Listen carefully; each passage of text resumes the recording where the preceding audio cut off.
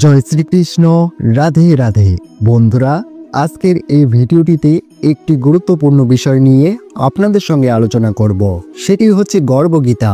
অনেকেই মনে করেন যে গর্ভগীতা শুধুমাত্র গর্ভবতী মা এবং বোনেদের জন্য মাহাত্ম্যপূর্ণ, কিন্তু এটি সম্পূর্ণ ভুল ধারণা। কারণ ভগবান শ্রীকৃষ্ণ নিজের মুখেই বলেছেন, যারা গর্ভগীতা পাঠ বা শ্রবণ করেন তারা গর্ভবাসের দুঃখ কষ্ট থেকে মুক্তি পান, এবং যে গর্ভবতী মা এই গর্ভগীতা পাঠ বা শ্রবণ করেন তার সন্তান ভালো সংস্কার পায় এবং সমাজে ভালো মানুষ হয়ে ওঠে। তাই বন্ধুরা, এই ভিডিওটি সম্পূর্ণ দেখুন এবং মনোযোগ সহকারে শ্রবণ করুন। শুরু করছি গর্ভগীতা।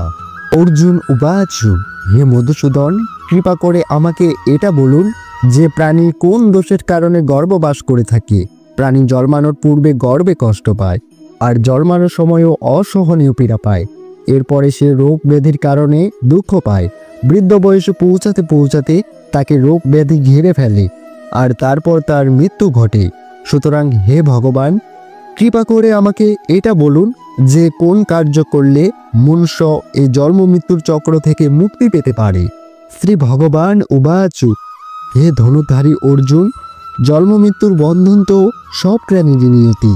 যে এই সংসারে জন্মগ্রহণ করেছে, যেসব প্রাণী সংসারের এমন বস্তুর সাথে মোহতে জড়িয়ে পড়ে যা একদিন বিনষ্ট হয়ে যাবে, তাদের মনে এই নশ্বর বস্তুকে প্রাপ্ত করার ইচ্ছা থেকে যায়। মনুষ্য ধন সম্পদের আকাঙ্ক্ষা তো করে, কিন্তু ভগবানের ভক্তির থেকে বিমুখ হয়ে থাকে, আর সেজন্যই সে বারবার ভিন্ন জনিতে জন্ম নেয়, জীবন মরণ আর গর্বের দুঃখ ভোগ করে। অর্জুন উবাচু, হে মাধব, সংসারের মোহমায়া থেকে নিষ্কৃতি পাওয়া তো অসম্ভব। আমাদের মন 5 ইন্দ্রিয়ের বশে। এই 5 বিকার, কাম, ক্রোধ, লোভ, মোহ এবং অহংকার, এই মন্ত্রমত হাতির মতো মায়া মনকে সর্বদা ঢেকে রাখে। এই 5 বিকার বা রিপুর মধ্যে অহংকার সবচেয়ে প্রবল। ইহা প্রাণীকে নরকে টেনে নিয়ে যায়। হে জনার্দন, এই মত্তরূপী হাতি মনকে কিভাবে বশে রাখা যায়? অর্থাৎ মনকে ভক্তিতে পরিপূর্ণ করতে হলে মানুষকে কি ধরনের প্রচেষ্টা করতে হবে? শ্রীকৃষ্ণ উবাচু, হে ক্রান্তীয়, যেভাবে মত্তরূপী হাতিকে বশে রাখার জন্য মহাবত অঙ্কুশকে প্রয়োগ করতে হয়, সেরকমই মনকে বশে রাখার জন্য জ্ঞানরূপী অঙ্কুশকে প্রয়োগ করতে হবে। ভক্তি এবং জ্ঞান অভ্যাসের দ্বারা আয়ত্ত করা সম্ভব। অহংকার করলে জীবন নরকতুল্য হয়ে ওঠে।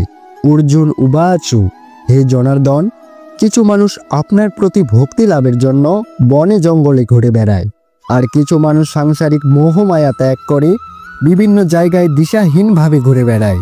সুতরাং হে প্রভু, আপনার ভক্তি কী রূপে পাওয়া সম্ভব, তা কিভাবে জানা যাবে, আমি তা জানতে ইচ্ছা করি।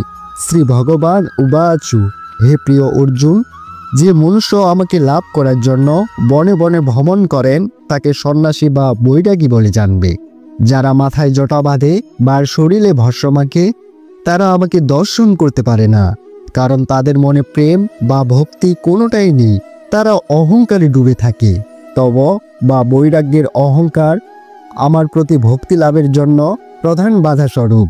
শুদ্ধ মনে যে আমার প্রতি ভক্তি করে, সেই সৎ অভ্যাসে যে কাম, ক্রোধ, লোভ, মোহ এবং অহংকার থেকে মুক্ত, আমি তাকে দর্শন দিয়ে থাকি। অর্জুন উবাচু, হে মধুসূদন, মনুষ্য এই 5 বিকারের বশবর্তী হয়ে নিজের সাংসারিক জীবনকে নষ্ট করে ফেলে। হে মাধব, কোন পাপের কারণে কারোর স্ত্রীর অকাল মৃত্যু হয়, কারোর পুত্র মারা যায়, এবং কোন পাপের কারণে মানুষ নপুংসক হয়ে যায়, আমি তা জানতে ইচ্ছা করি। শ্রী ভগবান উবাচু, হে অর্জুন, যে ব্যক্তি ঋণ নিয়ে তা পরিশোধ করে না, সে এই পাপ কার্যের জন্য তার স্ত্রীকে হারায়। যে কারোর বন্ধক নিয়ে তা ফেরত দেয় না, সেই দোষের কারণে তার পুত্র মারা যায়। যে ব্যক্তি কাউকে সহায়তা করার প্রতিশ্রুতি দিয়েও সময় মতো তা পালন করে না, সেই ব্যক্তি নপুংসক হয়ে যায়। এই সবগুলি হলো ভয়ঙ্কর পাপ। অর্জুন উবাচু, হে পরমেশ্বর, মনুষ্য কোন পাপের কারণে সবসময় রোগ ভোগ করে, আর কোন পাপের কারণে ভার বহনকারী গাধার জন্ম প্রাপ্ত হয়? স্ত্রী তথা গাধার জন্ম প্রাণী কোন পাপ কর্মের ফলে পেয়ে থাকে? কোন কুকর্মের জন্য সে জঘন্য পশু হয়ে জন্ম নেয়, তা কৃপা করে আমাকে বলুন। শ্রী ভগবান উবাচু, হে ধনুর্ধারী অর্জুন, যে ব্যক্তি নিজের কন্যা সম্প্রদান করেও তার মূল্য বুঝে নেয়, অর্থাৎ যে নিজের কন্যাকে বিক্রি করে, সে সর্বদাই রোগী হয়ে থাকে। যে ব্যক্তি অভক্ষ ভোজন করে এবং বিষয় বিকারের জন্য মদ্যপান করে, সে সর্বদা গাধার জন্মপ্রাপ্ত হয়। যে নারী মিথ্যা সাক্ষী দেয়, সে স্ত্রী জন্ম পায়। যে নারী রান্না করে প্রথমেই ভোজন করে এবং পরে ভগবানকে অর্পণ করে, সেই নারী বিড়াল, শকুর প্রভৃতি জনিতে জন্মগ্রহণ করে। অর্জুন উবাচু, হে কৃপানিধান, এই সংসারে কিছু মানুষকে আপনি ধন দৌলত প্রদান করেছেন, আর কিছু মানুষকে হাতি, ঘোড়ার রথ প্রভৃতি দিয়েছেন। তারা কোন এমন পূর্ণ কর্ম করেছে, কৃপা করে আমাকে বলুন। শ্রী ভগবান উবাচু, হে ধনঞ্জয়, যে উত্তম মনে কাউকে স্বর্ণ দান করে, সে উত্তম বাহন তথা হাতি, ঘোড়ার রথ ইত্যাদির প্রাপ্ত হয়। যে ভগবানকে সাক্ষী মেনে কন্যা দান করে, সে ব্যক্তি উত্তম পুরুষ রূপে জন্ম নেয়। অর্জুন উবাচু, হে ভগবান, আপনি এই সংসারে কাউকে খুবই সুন্দর ও স্বাস্থ্যবান বানিয়েছেন, তো কাউকে কুৎসিত, কাউকে ধনবান করেছেন, তো কাউকে নির্ধন করেছেন। এরকম বিপরীত কেন হে ভগবান? শ্রী ভগবান উবাচু, প্রিয় অর্জুন, যে প্রাণী অন্ন দান করেছে তার স্বরূপ সুন্দর হয়, এবং যে বিদ্যা দান করেছে সেই বিদ্বান হয়।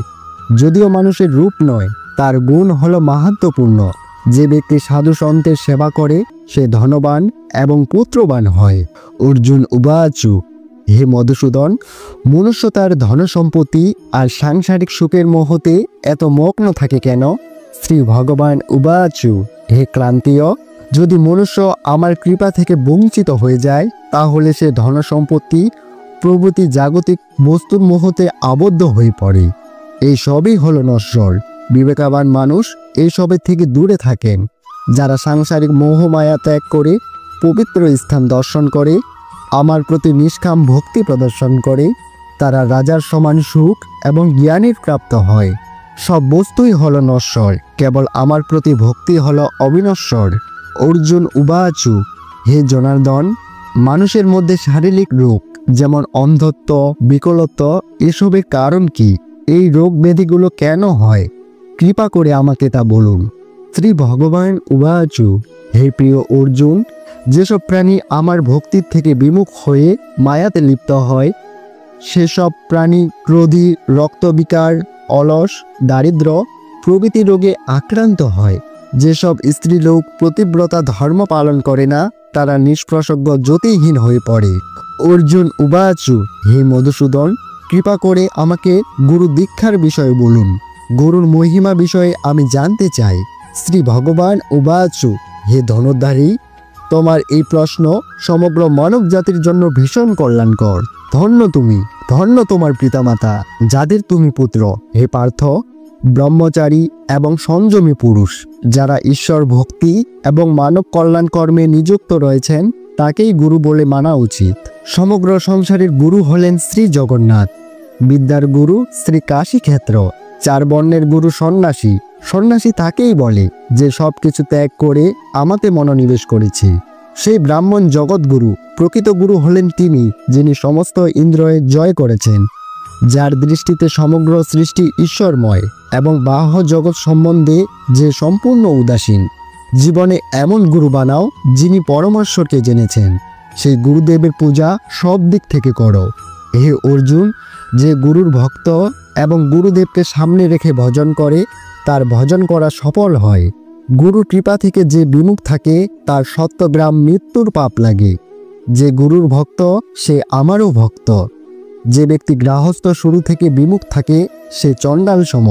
যে স্থানে মদ্যপান করা হয়, সেই স্থানের গঙ্গা জলও অপবিত্র হয়। সেই রকমে গুরু বিমুখ ব্যক্তির ভজন অপবিত্র হয়। এরকম ব্যক্তি কুকুর, শকুর, গদ্ধব, কাক প্রভৃতি জনিতে জন্মগ্রহণ করে। হে ক্রান্তীয়, গুরু দীক্ষা ছাড়া প্রাণী উদ্ধার হতে পারে না। গুরু বিনা ব্যক্তি নরক